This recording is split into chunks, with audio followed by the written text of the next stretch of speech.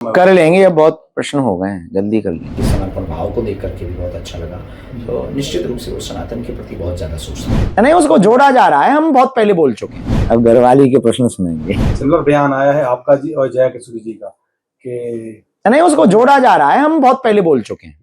उसको जोड़ा जा रहा है, बहुत प्रायोजित तरीके से जोड़ा। हम बहुत पहले बोल रहे हैं ये बातें। हमने जब से कथा प्रारंभ की है तो कभी हमने माया छोड़ने के प्रवचन बोले भी नहीं है, और हम अक्सर अपनी कथाओं में बोलते हैं। हमने कोट्स भी लिखे हैं इस पर। हमने नवरात्रि के समय भी कोट्स लिखा और ट्विटर पर भी गया था। बहुत लोगों ने, हमने बहुत स्पष्ट वादिता के साथ, हमारे पास जो भी आता है वो हमें जानते हैं, हम बोल देते हैं कि हम भाई माया छोड़ने के प्रवचन नहीं बोलते हैं, क्योंकि हम खुद माया लेकर के प्रवचन करते हैं, इसलिए हम माया छोड़ने के। और हमारा उद्देश्य भारत के लोगों को बैरागी या रागी बनाना नहीं है। हमारा उद्देश्य इस भारत के लोगों को भगवान का अनुरागी और आर्थिक संपन्न बनाना है। इत्तेफाक है ये किस तरह का बयान आया है? कह सकते हैं, अब हम कह नहीं सकते हैं। हम अपनी बात पे बहुत पहले से अटे गए। अब इत्तेफाक है क्या है वो सामने वाला जाने और आप जाने। जल्दी शादी करेंगे, लेकिन कब तक करेंगे आप? काफी समय कर लेंगे, ये बहुत प्रश्न हो गए हैं, जल्दी कर लेंगे। अब घरवाली के प्रश्न सुनेंगे।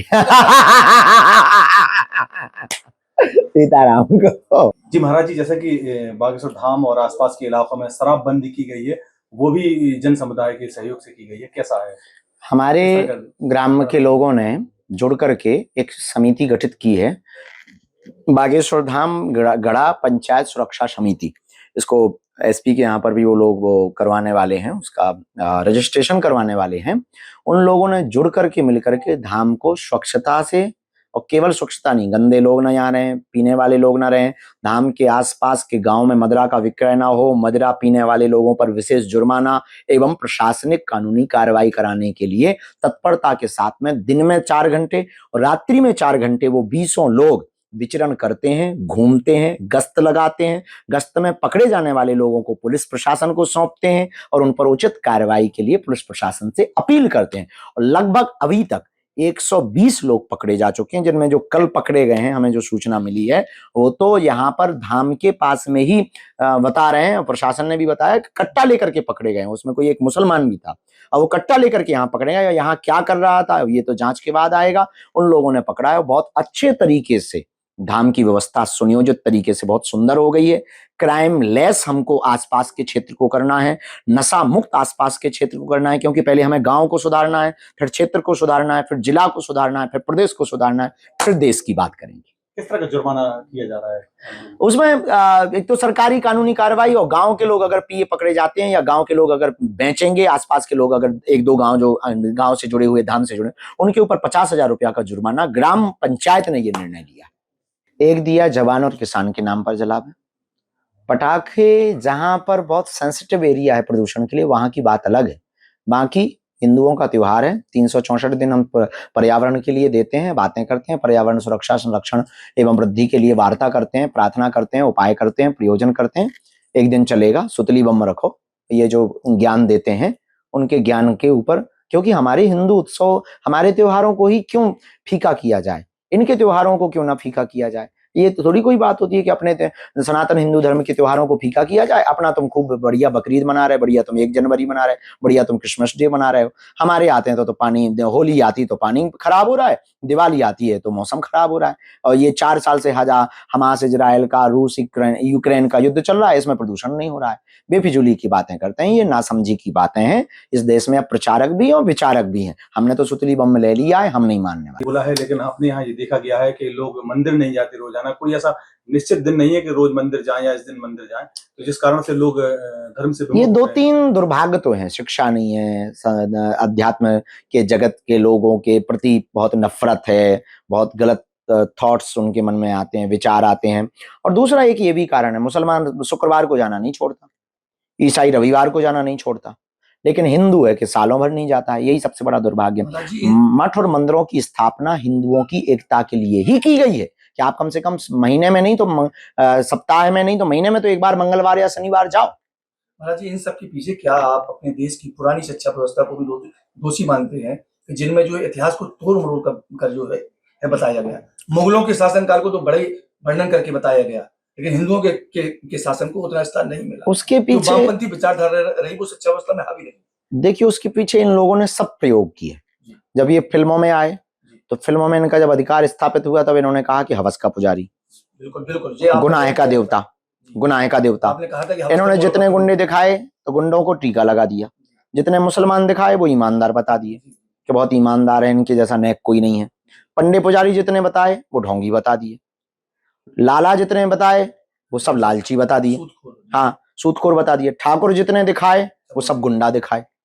तो इन्होंने बहुत प्रायोजित तरीके से हम सबको बांटने के लिए और धर्म को दूषित करने के लिए इन्होंने ये प्रयोग किया। दूसरा प्रयोग इन्होंने विद्यालयों पर किया, गुरुकुलम पद्धति हटा दी। पहले पढ़ाया जाता था गा से गणेश, इन्होंने कहा नहीं इससे सांप्रदायिकता फैलेगी, गा से गधा पढ़ाओ। अब गा से गधा पढ़ा रहे हैं तो बच्चे भी गधा ही बन रहे हैं, माता पिता का सम्मान ही नहीं कर रहे हैं, गुरुजनों का सम्मान ही नहीं कर रहे हैं। इसलिए इस देश में हिंदुओं की ये सबसे बड़ी कमी है। इसलिए शिक्षा के प्रति हिंदुओं को जागरूक होना पड़ेगा। कलम ऐसी तलवार है जिससे बड़े बड़े दुश्मनों को काटा जा सकता है। महाराज जी, यात्रा निकलने वाली उसके बारे में क्या कहना है आप लोगों को, किस तरह का संदेश देना चाहते हैं? जय श्याराम, जय बागेश्वर धाम की। 21 नवंबर से 29 नवंबर तक 160 किलोमीटर की बागेश्वर धाम से राम राजा ओरछा तक हम पदयात्रा कर रहे हैं। इसके पीछे केवल उद्देश्य इतना है, वर्तमान समय बहुत विचित्रता का है, चाहे वो पालघर के संतों को मारना हो, चाहे वो श्रद्धा के 35 टुकड़े हो, या कोलकाता की डॉक्टर की बिटिया का बहुत निर्दयता के साथ हत्या करना हो, अथवा फिर बंगाल जैसे देश में हिंदुओं के साथ विशेष रूप से विशेष समुदाय के लोगों ने बहुत टारगेट करके मंदिरों को जलाना, पुजारियों को जलाना, भगाना, व बच्चियों के साथ निर्दयता के साथ दुर्व्यवहार करना, गलत नियति के साथ उनको किडनैप करना, इन सब को देख करके हमें समझ में ये आया कि आने वाले समय में अगर हिंदू एकजुट व संगठित नहीं हुआ तो हिंदू भी डायनासोर की तरह विलुप्त हो जाएगा। खैर सनातन को कोई मिटा नहीं सकता है, लेकिन बचाने का भी प्रयत्न बंद नहीं किया जाना चाहिए। तो उसके पीछे सबसे बड़ी दीवार का नाम है जात पात, ऊंच नीच, भेद भाव, छुआछूत। उसको मिटाने के लिए और बिछड़े लोगों को गले लगाने के लिए हम 21 नवंबर से 29 नवंबर तक पदयात्रा कर रहे हैं। जैसा कि महाराज जी आपने कहा श्रद्धा और समूह वाली आपकी जो यात्रा रहेगी उसमें हर धर्म का लोग भाग ले सकते हैं, उसमें आ सकते हैं सब। हमारा विशेष उद्देश्य तो पूरे भारत को जगाने का है। अब जिनको अच्छा लगे वो आ जाएं। हमारा उद्देश्य भारत को भव्य बनाने का है। तो किसी भी समुदाय के लोगों को उनको लगता है तो आ जाना चाहिए, क्योंकि संकल्प बहुत पवित्र है, बहुत एकनिष्ठ है, और उसमें तो सबको साथ देना चाहिए। भारत को भव्य बनाने का संकल्प तो सबका होना चाहिए। तो हमारा जो हमने नारा दिया वो यही दिया, भेदभाव और जात पात को जड़ से हमें मिटाना है, हमें भारत भव्य बनाना है। हिंदू राष्ट्र के बारे में आपका क्या कहना है? हिंदू राष्ट्र किस तरह से बन पाएगा? हिंदू राष्ट्र का यही पर्याय है, जब हिंदू एक होगा तो हिंदू राष्ट्र होगा। अभी क्या सबसे बड़ी विडंबना है कि हिंदू एक नहीं हो पा रहा है, क्या कारण है? यही सबसे बड़ी विडंबना है, अगड़े और पिछड़े की लड़ाई। दूसरी सबसे बड़ी विडंबना है कि शास्त्रों का और धर्म ग्रंथों का बच्चों को शिक्षा ना देना। तीसरी सबसे बड़ी विडंबना है अपने पूर्व के संस्कार और अपनी संस्कृति को भूलना। चौथी सबसे बड़ी विडंबना है कि प्रायोजित तरीके से सोशल मीडिया पर होने वाले षड्यंत्रों को ना पहचान कर उनकी बातों में आकर के ब्रेन वॉश करके अपने ही धर्म का मजाक बनाना। पांचवा सबसे बड़ा कारण है अपने ही धर्म गुरुओं को नीचा दिखाना। ये 5 कारण हैं जिस कारण से हिंदू एक नहीं हो पा रहा है। महाराज जी, आप कहते हैं कि हम राजनीति से हमेशा दूर रहते हैं, आपका राजनीति से दूर तो कोई लेना देना नहीं है, लेकिन आज ही कांग्रेस के एक नेता हैं उदित राज जी, उनका बयान आया है कि आप जो भी काम करते हैं या जो भी वक्तव्य देते हैं वो आरएसएस और भारतीय जनता पार्टी के एजेंडे को आगे बढ़ाने के लिए देते हैं। क्या कहेंगे इस बारे में? पहली बात तो हम नेताओं का कोई जवाब नहीं देते हैं, पॉलिटिक्स की हमारी कोई, क्योंकि हमारा जो रास्ता है वो अध्यात्म का रास्ता है। दूसरी बात, लोगों का अपना अपना मत है सोचना। हम किसी भी पार्टी के आदमी नहीं है, हम हनुमान जी की पार्टी के आदमी। हमारे पास सब पार्टियों के लोग आते हैं, हर पार्टी के व्यक्ति हमारे डिवोटीज हैं, और हमारा उद्देश्य भारत को भव्य बनाए, ना कि किसी पार्टी को भव्य बनाना। तो क्या आप मानते हैं कि ऐसे लोग ही हिंदुओं को जाति में बांटने के लिए प्रभावी? इनका काम ही यही है। जो अमुक जो नाम आपने लिया है, हम अपने पवित्र मुंह से उनका नाम नहीं लेंगे। तो अमुक आदमी का यही काम है। उन्होंने कभी विचार ही नहीं किया है कि हम हर पार्टी के यहाँ पर कथा करने जाते हैं। ये इनकी मूर्खता है, इन्होंने अभी हमारा बैकग्राउंड ठीक से देखा नहीं। जैसे कि महाराज जी एक कथा में आपने कहा है कि सभी लोग अपने मोबाइल चालू कर लें और अपने नाम के आगे या पीछे हिंदू लगाना स्टार्ट कर दें, चाहे वो किसी भी जाति धर्म को, खासतौर से किसी भी जाति समुदाय के लोग हों। देखिए, क्रांति एक तरीके से कभी घटित नहीं होती।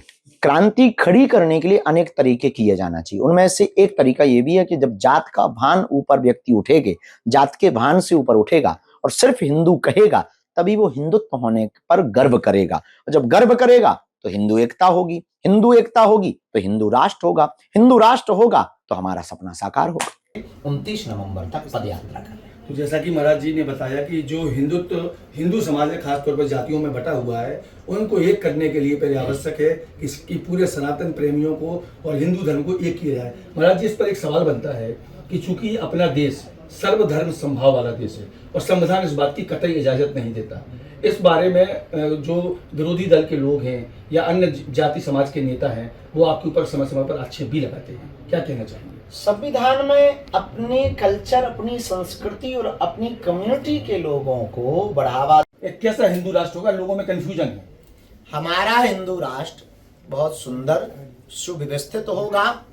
हमारे हिंदू राष्ट्र में सबको रहने का अधिकार होगा, सबको मताधिकार होगा, लेकिन हमारे हिंदू राष्ट्र में हिंदुओं को प्राथमिक उपस्थिति, हिंदुओं को प्राथमिक प्रभाव प्राप्त होगा। हमारे हिंदू राष्ट्र में विश्व में रहने वाले प्रत्येक हिंदू को भारत में रहने का अधिकार प्राप्त होगा। अगर किसी देश से, मान लीजिए Suriname, Fiji, Mauritius, Nepal, Australia, इन देशों में रहने वाले जो हिंदू कम्युनिटी है उनको वहां की सरकार भगा देती तो हिंदू कहां जाएगा?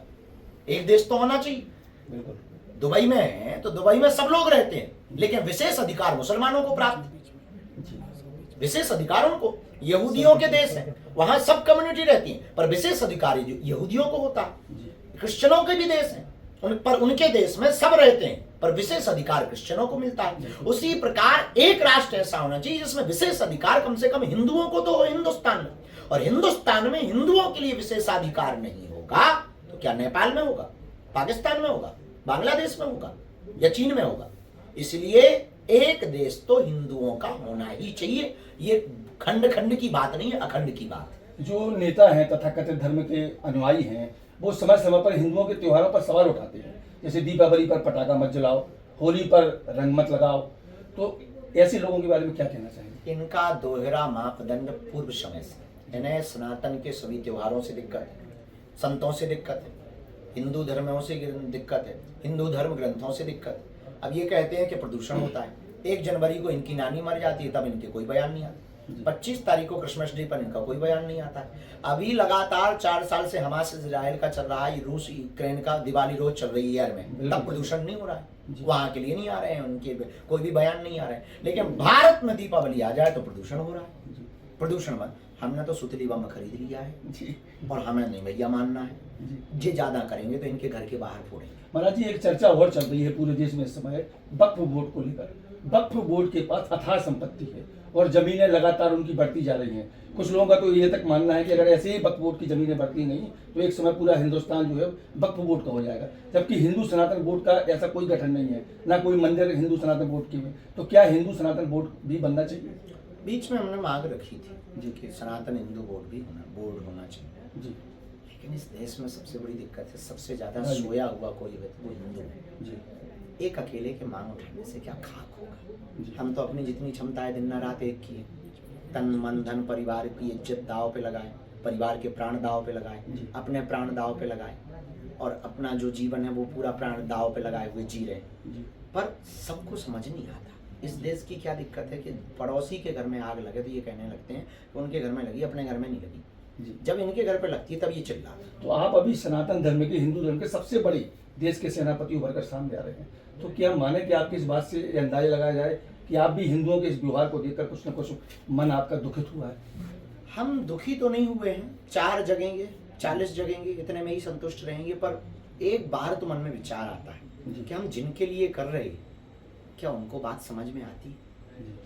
समझ में आ रही और आएगी, इंतजार करेंगे, जब तक नहीं आएगी तब तक चिल्लाएंगे, बुलाएंगे, उत्साह भरेंगे, हतोत्साहित नहीं होने देंगे, पीछे नहीं हटने देंगे, मुड़ने नहीं देंगे, टूटने नहीं देंगे।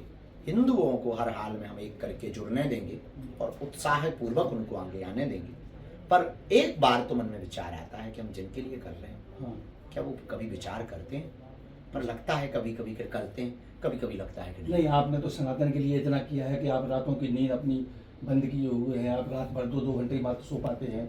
कई जो आपके गुरुवर हैं, आपके माता पिता हैं, कई बार आपसे कह भी चुके हैं, हम लोग भी क्षेत्र के तो आपकी चिंता करते हैं कि आप सो नहीं पाते हैं, खा नहीं पाते हैं, समय पर आराम नहीं कर पाते हैं, तो निश्चित रूप से ऐसे लोगों के प्रति अगर आपका ये भाव है तो उनसे आप अपील क्या करना चाहेंगे चैनल के माध्यम से? सिर्फ एक ही अपील है जी। एक हो जाओ। जी संगठन में बहुत ताकत है। जी संघे शक्ति कलयुगे। जी जहां भी संगठन हुआ वहां जीत हुई। गुलामी से हम लोग बाहर इसलिए निकल पाए क्योंकि हम सब संगठित हुए तो देश आजाद हो गया। अब फिर संगठित होंगे तो एक नया इतिहास लिखा जाएगा। बस यही अपील है हमारी। महाराज जी, एक और बात के लिए आप जाने जाते हैं, स्पष्टवादिता के लिए।